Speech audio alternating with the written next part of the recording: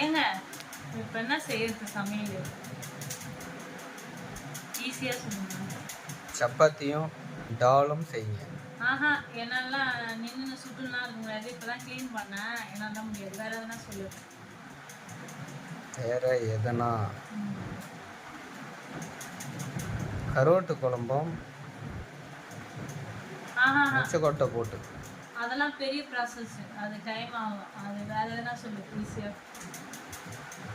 பிரிஞ்சி சாப்பாடு பட்டாணி உருளைக்கிழங்கு இதெல்லாம் போட்டு.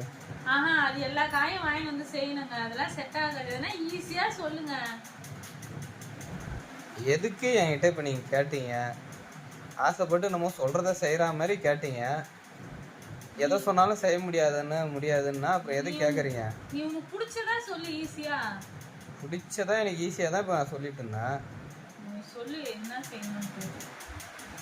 சாப்பாடை வெடிச்சிட்டு, சாப்பாடு வெடிக்க வேணாம், அந்த சாப்பாடு கொதிக்குதுல்ல அதை அப்படியே வச்சுட்டு குழம்பு வைக்காமல் அப்படியே விட்டுருங்க. சுடகஞ்சி மாரி அப்படியே சாப்பிட்டுடலாம். அதுவும் தண்ணி கொதிக்கணும், சாப்பாடு அரிசி போடணும், அது கொஞ்சம் ரொம்ப பெரிய ப்ராசஸ்ங்க. அது செட் ஆகுது. லாஸ்ட்டாக என்ன செய்யணும்னா உனக்கும் வேணாம் எனக்கும் வேணாம், உப்புமா செய்யணும். அதான் லாஸ்ட். அது கூட வேணாங்க, அது கூட கஷ்டமாக இருக்கும். நீங்கள் என்ன பண்ணுறீங்க, சாப்பாடு செய்கிற மாதிரி வந்து கனவு காணலாம். நம்ம படுத்துட்டு அப்படியே கனவுலேயே சாப்பிட்டுடலாம். ஓகே, ஈஸி தானே?